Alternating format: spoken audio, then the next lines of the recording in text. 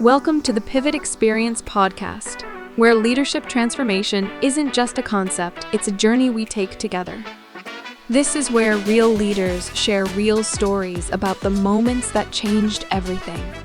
In each episode, we dive deep into the pivotal experiences that transformed good leaders into great ones. Whether you're a seasoned executive, a rising star in your organization, or someone ready to take that next big step in your leadership journey, you're in the right place.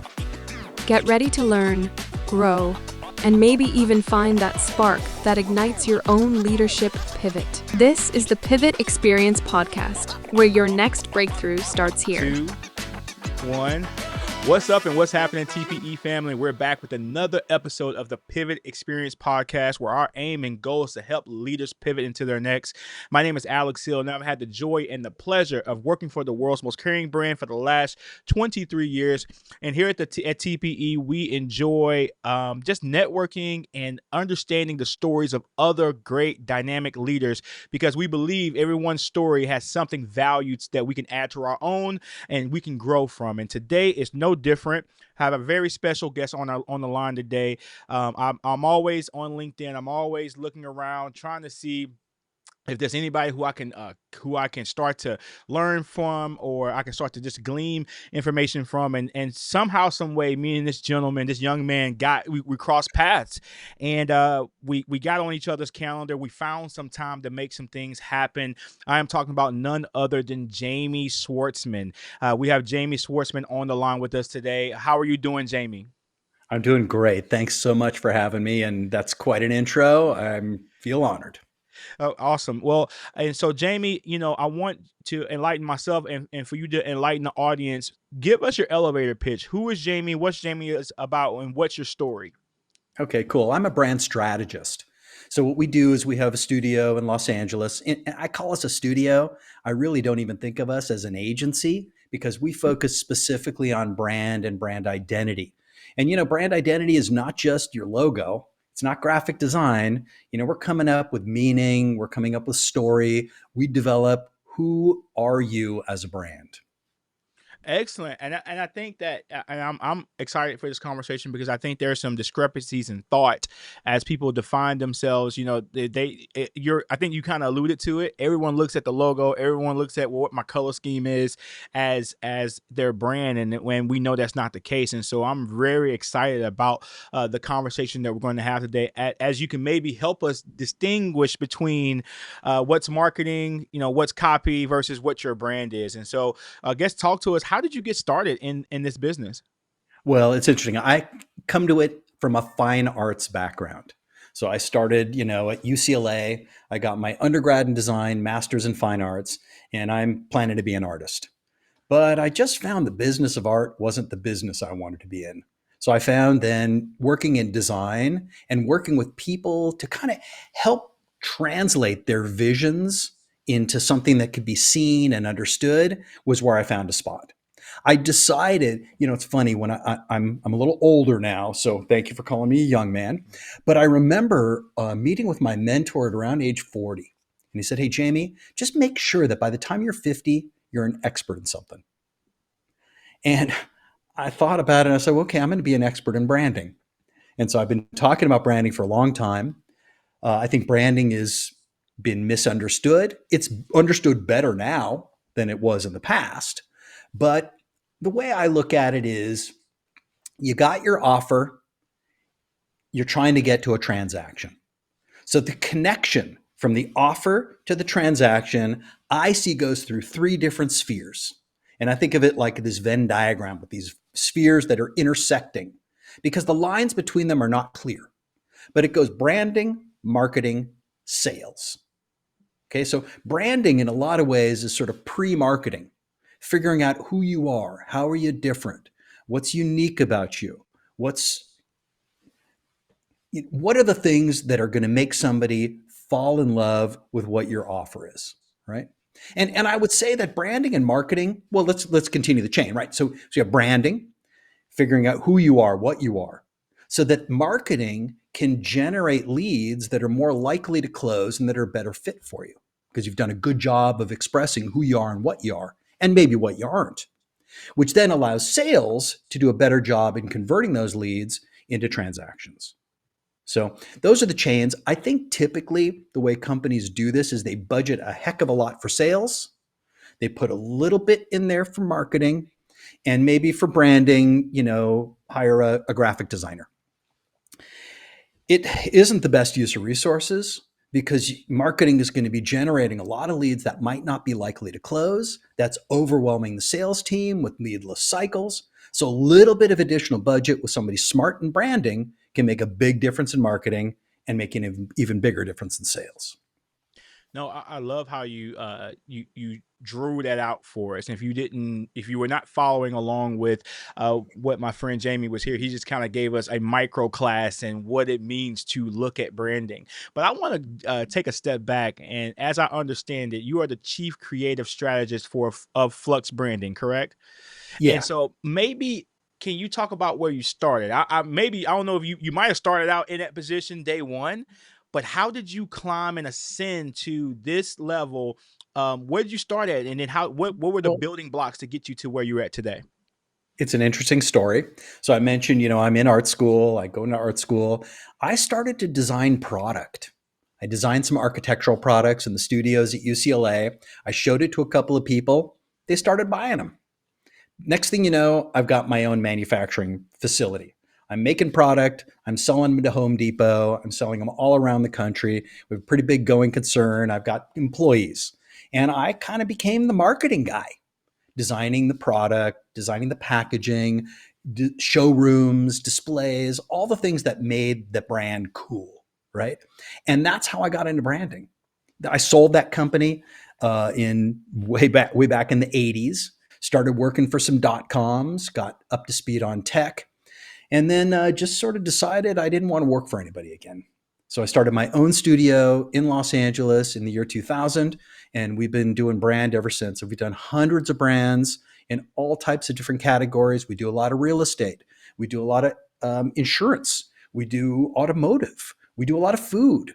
We do services, a little bit of everything, because the principles are the same. Even though the industries are different, the principles of branding are consistent. No, that's awesome. So I guess the question is, and please push back if you don't feel comfortable answering this question, which I don't know if you will or won't. But if I'm a brand that's a new business, I got a new idea, new product or service, and I'm looking to create my brand voice, my brand proposition, what are some of the things that I should consider first in developing a brand, other than hiring you, of course? Well, listen, startups, I think for startups, best to do it yourself to start. There's so many things that need to be done in order to make your business successful. Don't fall into the trap of trying to do branding too early. You probably don't know your industry well enough. You don't know your market well enough. You don't know your customers well enough. Do a good enough job to get out there and figure out who you are, right? I would say first. But the way to do it is pretty straightforward. The first is to really have a sense of who you want to be within the marketplace. Don't try to do what customers think you want to be. It's inauthentic. We hear a lot about authenticity in branding. Well, the reason is inauthentic brands, well, I like to say inauthentic brands stink. Customers can smell them a mile away. At the end of the day, you got to be who you are. Your brand is about you and really reflecting what's brilliant, what turns you on, what's really about you. And if you do that, then it's easy to sustain the brand. It's easy to make that brand you, and you can develop it over time. Don't fall in the trap of trying to be a brand that the market wants. No, I love that. And so as you transition in your business, say like again, I'm that new entrepreneur. I'm starting to figure out what my voice is. Like, how do I go about communicating that? Like, if I'm still in the posture of doing a lot of these things myself, like, what do you recommend for someone who hasn't transitioned or hasn't gotten enough budget to then solicit the service of a company? How do they go about broadcasting their voice? What's the cadence? What's the platforms? Like, what is the I guess the mediums that they should take advantage of? Well, I think first, even before getting into mediums and getting into getting the word out there, is figure out who you are. And there are a couple of different tools for doing that. What we like to use is the concept of archetypes. So archetypes Let's talk about archetypes for a sec because it's pretty cool. So uh, Sigmund Freud, he came up with the idea that we have a subconscious mind, and there's the subconscious mind that's driving us, right? Around the same time, Carl Jung, he came up with the idea that there's a collective consciousness, or there are these stories or characters that we know and we understand. The hero, the rebel, the explorer, the dreamer, right? There's a number of classic archetypes. And Google around about archetypes. If you want to know about brand archetypes, you can go to my website at Flux Branding. We've got a cool, some good stuff on archetypes. And in fact, we even have a decoder. You answer a few questions and it will come up with an archetype for you and give you a sense of this thing. But the reason this is important is that people just don't have a lot of time. They need to understand quickly. And if you can align your brand with something that they already understand, it's easier to communicate first who you are. So for me, I'm an explorer brand, right? And explorers are not about just exploring, but about finding the way through and taking people on the journey, right? That's what I do. It's what the brand is. And the brand of Flux kind of comes out of that. We just finished another brand for a big hair care company. This is a 90-year-old major hair care company. They're a ruler brand, right? They're a ruler brand because, it's all about the power of great hair. So coming up with these ideas, at the end of the day, they're pretty simple, but if they're rooted in something that people already understand before they even come to the table, it's just that much easier to communicate. Yeah, I think a lot of times when we think about the average entrepreneur or business owner, they're not thinking in that capacity. They're a lot of times they're so consumed with the product or service or crafting it that they forget that it's important to understand who you're marketing it to. And I think, I'll just speak for myself in some capacity. Like I've not always, but I find myself in certain instances trying to force that circle peg into the square hole or vice versa. And, and finding myself being frustrated when you're not getting the conversion that you're looking for, you're not getting the traction that you're looking for. And even with this podcast, I'm being careful to make sure I'm curating the level of voices that are touching the different buckets that I feel like entrepreneurs and leaders need to touch without leaning too far away from what our mission is. And so, like, I guess, how do you help brands? And I don't know, this may or may not be in your wheelhouse, and we're kind of just having a conversation here as I'm Yeah, thinking yeah. about things. Is that how do you help brands like safeguard themselves from getting too far away from what their voice is, or getting too far away from their archetype? Because I'm sure you're dealing with brands, or you deal with individuals maybe that are just excited about the prospect of doing that. They're all over the place. How do you get them back in line and say, hey, let's get focused here? Yeah, well, first I'll say, I think what you're talking about here is what we call brand standards, right? And brand standards, think of them as like a rule book or a guidebook. And brand standards are tough today because platforms have different needs. The way that I am on TikTok is going to be different than the way I am on LinkedIn. And so, how do you have a single set of brand standards, right? They've got to be more of a framework approach or something that's flexible that allow you to do things in different times. Look at me, right? Jamie, right? Sometimes you might see me down. I'm an avid sailor. You see me in sailing. You see me maybe out to dinner. You see me in the office. It doesn't matter what I'm wearing. You know who I am. And I would think about your brand that way. Like, who are you? What are you all about? And this is not easy stuff. If I was going to say to you, who are you?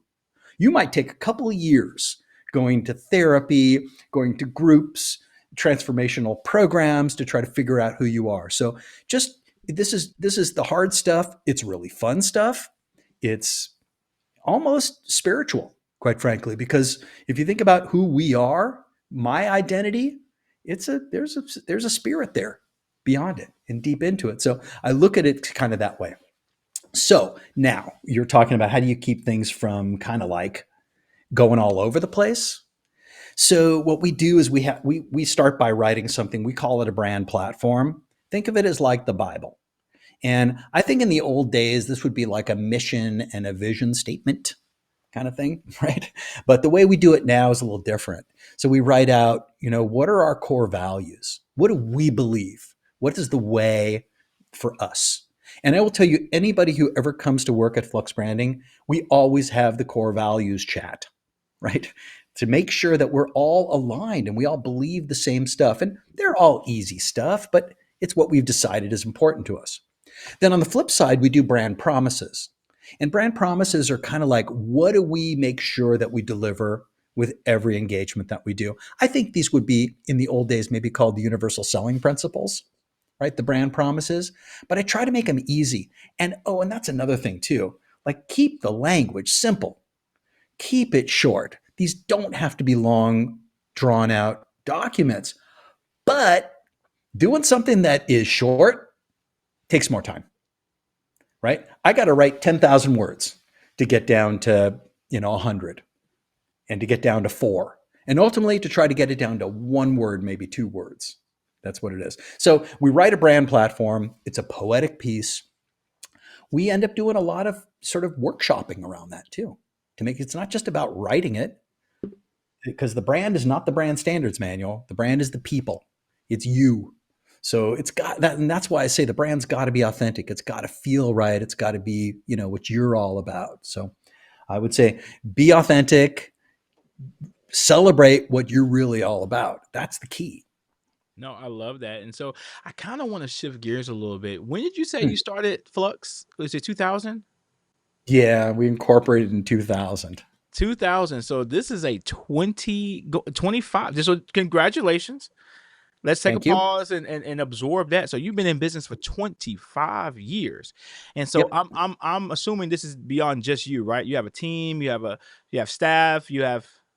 Yeah, it's been interesting too. And I would say, the pandemic was a real big change for us, a pivotal change for us, because, we used to be much more of a studio based organization. We had the cool space in downtown LA with the coffee and the French bulldogs and the, bar in my office and, going out. I mean, it was super awesome. Right. But in the pandemic, like, nobody's going to the studio. Nobody's going to the office. So we closed it and we just became virtual.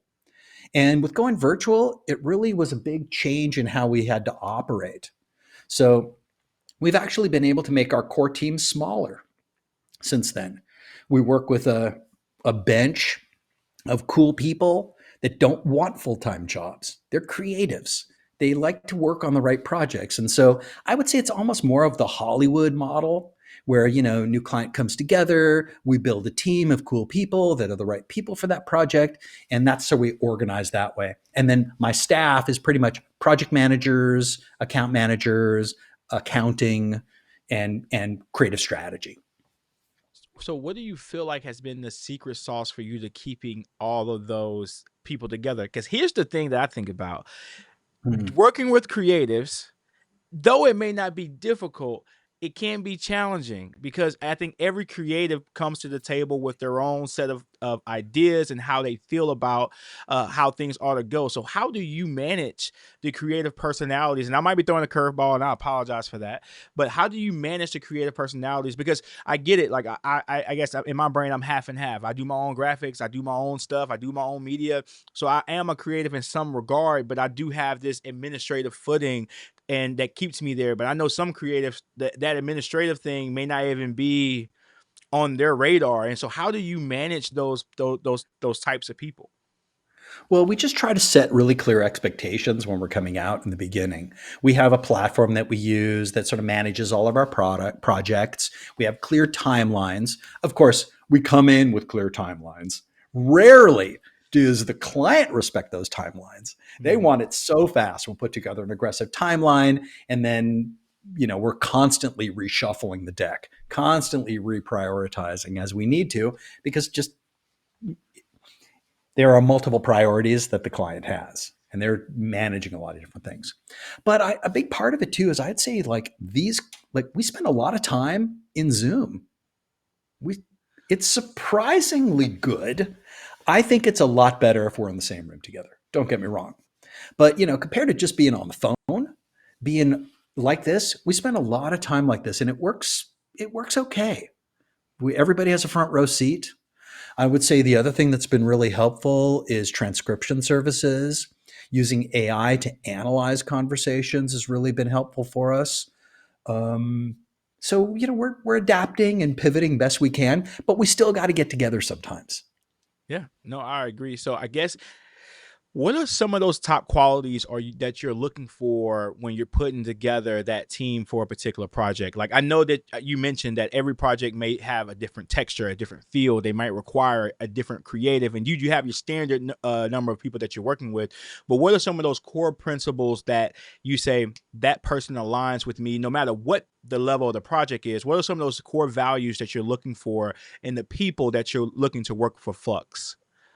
Well, I mean, part of it is you got to have an opinion, right? So we do have dialogue, and we might not always agree, right? This is one of our core values is, strong opinions elevate the work. However, at the end of the day, I'll accept all decisions as if they were my own because somebody's got to make a call on stuff. So it's like, come in, be opinionated, have an idea, and be ready to let go of it if it doesn't work, because sometimes there are other priorities. And so we come in with those opinions, we have strong opinions, but we're ready to let them go if it's not the right direction. No, I love, and I don't know if you meant to say this like this, and I'm just going to take it how I heard it because I love what you said, that I'm going to accept all decisions as my own, and I don't want to dwell too much on that, but that to me is so poignant because it kind of speaks to, hey, we might disagree in the room, but when we leave, whatever decision is made, it's all of ours. We all Yep. rally behind it. We all get behind it. And I feel like, in certain organizations, I do leadership coaching in the business along with podcasting.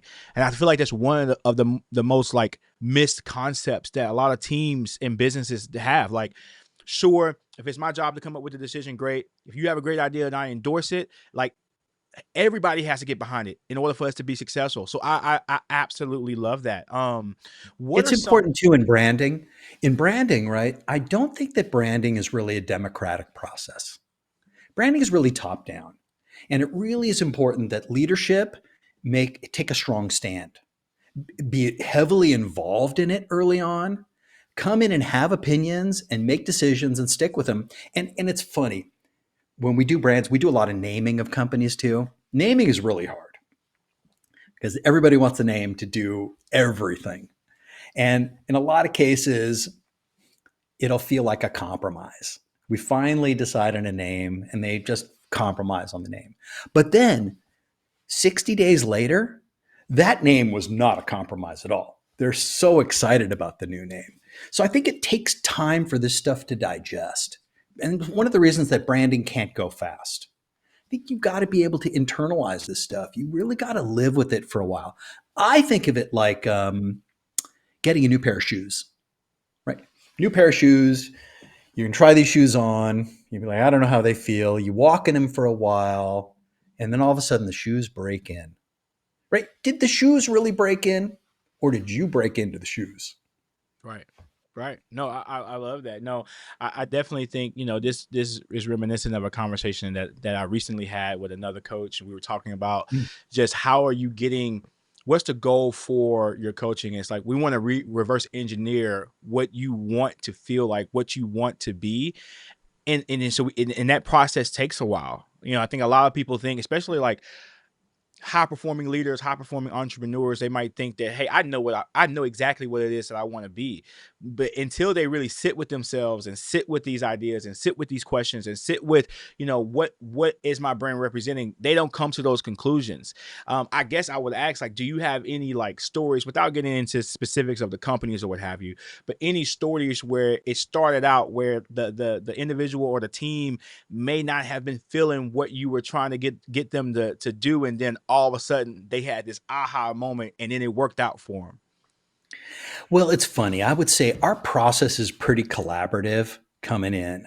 And a big part of what we try to do is we just want to try to get a lot of yeses. And so the process we have for branding, we call it the IDEA method. It's 4 steps: IDEA: ignite, distill, energize, activate. During the ignite phase, that's when we're doing workshops. It's a lot of this. A lot of conversations, a lot of dialogue, talking to the, business principals, talking to customers, looking at the competitors, really getting to know everything. And then what we try to do is we try to come back and give a reflection of what we saw. And that's pretty easy to get a bunch of yeses on because we just sort of reflect back everything that we've just heard. Great way to go. And that establishes initial sense of consensus. Brand, it's all about consensus. And I know, is there really a right or wrong brand? Or is it just the brand that you really believe in, that you really love, that you're really dedicated to? So building consensus. So that's ignite, learn, discover. D, distill. That's where we boil it all down. That's where we write the brand platform. That's where we write messaging, that we come up with company naming, figure out the strategy. Who are we? In pretty much a written form, right? We're not doing any design at this point. Maybe some mood boards, what we call creative territories, just to figure out where we're going. But at this point in time, we're just in the idea phase. E, energize. That's the visual language. And that's where typical creatives come in, although, the writers are equally as creative as the designers. So, but the design at that point is reflecting the strategy. So it's not trying to do just like stuff that looks good and just is pretty. I try to get away from, well, I just don't like that color. Try to figure that out. But if that color is the best way to represent the strategy and be who you need to be in the marketplace, well, maybe we need to think about it. Right. A, activate, that's where we actually apply it to stuff. We do web, we do, print, we do packaging, we do merchandising, all that kind of fun stuff that takes advantage of the brand. But think about it. We're not doing graphic design until halfway through the project. So and I think I hear you say the I might be the easiest thing to do. So I think that the hardest thing is between the D and the E, because you just said the A is where the fun stuff happens. So where is the most difficult piece of your method? I would say in D, distill, because it's really where we're doing the creative stuff. And it takes a little time for it to sink in. Graphic design, that tends to go pretty smooth if we have a strong brand strategy. And if we all know who we're trying to be, kind of easy to reflect that. But if we're still guessing it, second guessing it, haven't really fully committed to it, that's where it'll fall off. What are some of the most common things or common themes do you see in the distill portion of it that you're seeing across multiple brands? Like, is it in terms of your clients giving pushback on the distilling process, or like what is the most common thread that comes up in that letter? Well, I would say on the positive side, typically we nail it when it comes to the brand strategy, figuring out who you are, what you are. The hardest part is naming. Naming is really hard because the name has to do a lot. First of all, it's got to be protectable. So it's got to be trademark clear, and it's got to be able to be a clear lane within your industry. And there's a lot of names out there that are registered. Number two, it's got to have a good URL. So it's got a, good web address. Number three, it's got to be understandable. So it's got to have some meaning to it. It's got to be pronounceable, right? So and it's also got to have the right kind of meanings in multiple languages. Because sometimes we'll come up with a word that, maybe in Spanish or in French, that word is unacceptable or has a weird slang meaning in some other language. So these are all areas that are tough for it. Naming is just a tough one, man. I never thought about the language piece. Like, transparently, this business or this podcasting that I'm into has kind of went through a couple of phases of the naming. And you might be looking at my stuff I going, love the name, by the way. Your name might need some. I was super excited. Pivot Experience, I thought it was such a great name. Super into it. So I love the name. It took a few swings, because a lot of times you're personally invested into the name. Like, you want the name to reflect you personally. You want to have your name in the name some kind of way. And I had to say, if I really want to take this thing to the next level, I need to stop thinking about that. I need to get out of the way of it because it's not about me. It's about the person who I'm serving. And so I think that that's kind of where the strategy I took in my name. And then also too, like, I heard somewhere, and then you could debunk this if applicable, but it was like, hey, the acronym is something easy to say, something like, TPE is easy to say. It's kind of, it resonates. So you have the meaning. If you look at the name, you know what that is, and then like, I don't know if it's subconscious, but every interview I have, people use the word. Like, it just feels natural for them to say something, whether it's to say pivot directly or pivotal, or like, it just lends itself to it. And it's like, all right, I don't know if I did that on accident or what, but hey, I think we on to something. So like, the naming thing, I know, like, me and my wife go back and forth. We've had a couple of businesses in the past, and it's like, you want to put your name in it. You want to have that be like the crowning jewel of, all your work and labor. But it's like, that doesn't sell, that doesn't translate all the way. So no, I love that you said Say that. pivot. The concept of pivot is really cool and really interesting, and it's related to the concept of flux, right? Yeah. My studio is called Flux, and because it's all about change, right? And I think about it in terms of not just the idea of like everything's in flux, but flux is also, I don't know if you've ever done like soldering or other kinds of stuff. Like, use a flux to help things melt. Same thing in ceramics or in glass. A flux is added to facilitate, it's a catalyst, right? So I think that catalyst is about like a pivot. And it's interesting, our original logo was a plus sign that pivots 45 degrees and becomes a multiplication sign. And if you think about it, like, right, like the multiplication is a much more powerful operand. And that's just with a subtle shift in perspective. Change your perspective. A little pivot there can have a huge impact. Yeah, no, and that's literally the some of the tenets of what we try to, like, let's project as a brand. So I love that. I love that you spoke on kind of of where I guess the makings of your name of your studio came from, because I was going to ask that question, like, why Flux, but I think you just you just hit the nail on the head. So looking forward, man, I think you seem like you have a 25-year-old business that's thriving, doing very well. What's next for you? I know COVID has shifted the way you do business, and I know you're seeing how AI is shifting business very rapidly. What is the next thing for you as it relates to your studio and branding in the future? Yeah, so I think AI is going to have a big impact on what we do. Currently, most of our deliverables are documents, PDFs, and slides, that kind of stuff. I see us moving much more into delivering AI portal, where essentially we will train an AI infrastructure in the brand voice, making it easier for people to reflect things out with the right tone of voice that's related to brand. So if you think about brand standards of the future, I think they will be in brand portals.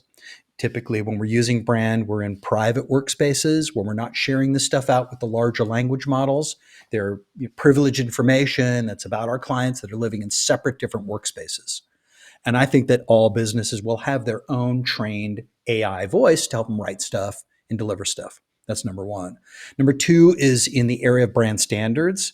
We're starting to deliver those more in these digital portals right now, where stuff is managed in its own infrastructure. Essentially, it's a website, right? It's a website, but all the colors are there, all the fonts are there, all the files are there. It's just easy to have it all in one place and one time that's managed in one spot.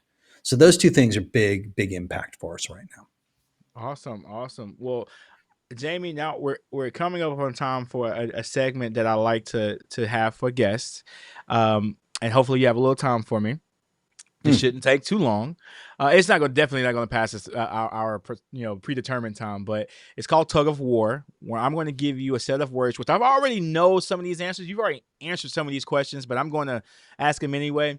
Where Okay, that sounds like fun. you have to pick a word, and you have to tell me why you picked that word over the other. Okay. Okay. So are you ready? Yeah, let's do it. All right. So first set of words is empathy or accountability. Oh, empathy for sure. I think, listen, as brand, we're all about feeling. So empathy is really important. Accountability, man, I'm not good in that space. I'm much more of a feeling person than I am an accountability and a rule follower. and a rule enforcer. Okay. No, perfect. Innovation or consistency? Innovation, for sure. And that's because what we say at Flux, the only constant is change. Listen, we're in a very dynamic time right now. I mean, look around. Things are not only are we in a time of change, but the pace of change is accelerating. It can be thought of as thrilling. It can also be thought of as terrifying. Depends on how you look at it, right? But Yep. I think innovation in times of change, those who can innovate really can succeed and they can excel. So I am an optimist. I would say look at this time of change as just pure opportunity to grab a board and jump into the river of change and take a ride. No, no, you said that very well, and I agree with everything you said. So far Cool. we're 2 for 2. Okay, Yeah, good. so far we're 2 for 2 in terms of how I think about these words as well. Now this is where it might get a little shaky. Clear expectations or freedom? Well, boy, that's a tough one, right? Um, I think I'm going to use freedom right now, right?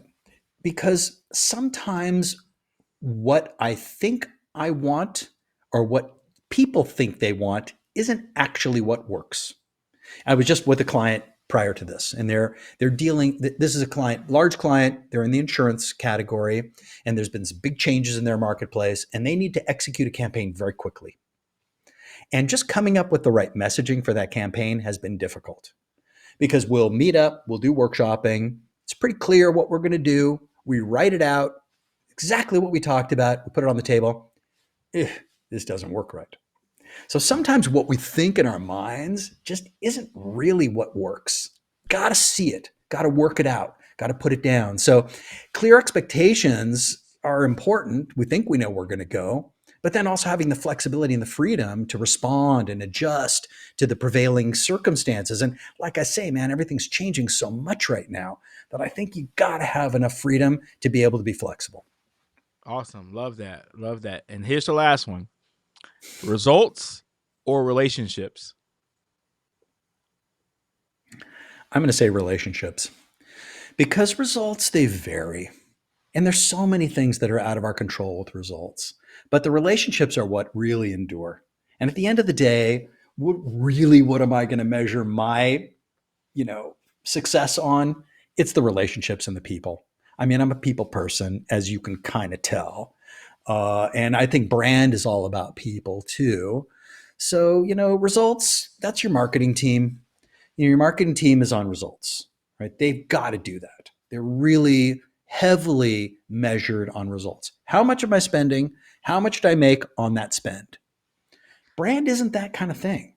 Brand, we're building value, we're building equity, we're building, and these things they're not on the P&L, right? They're on the balance sheet.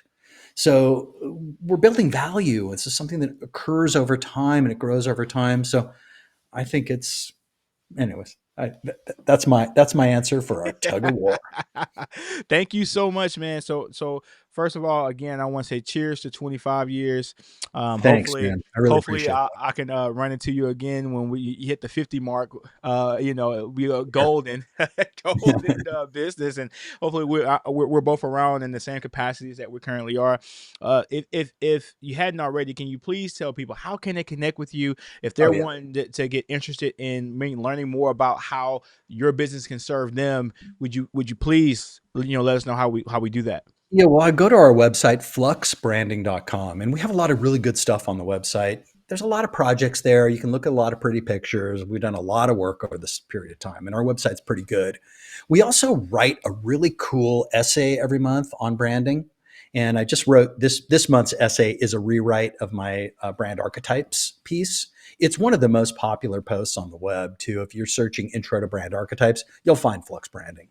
But come on over there if you want to be on we have a monthly newsletter called First Tuesday. It comes out on the first Tuesday of the month. I've been writing it for 11 years consistently on the first Tuesday of the month. So hopefully it'll keep going for another year. And the last thing I'll offer for anybody who's listening and feels like they want to meet with me, we do a really cool thing we call the brand blueprint. The brand blueprint is a 30-minute dialogue with me. Based on that, I generate a report, and it's kind of a state of what's going on with your brand and a roadmap to getting there. This is something that's kind of optimized for bigger customers. I think my thought process might kind of be overblown for like small startups, but it's available for you. If you send me an email to Jamie, Jamie, at fluxbranding.com, put TPE, the pivot experience, in the subject, and I'll know where you came from. And I'll know that you're from this podcast, but I'd love to meet with you. The last thing that I've got for you, and this is completely free, is our brand decoder. So go to the website, fluxbranding.com. You'll see a button that says find your brand personality type.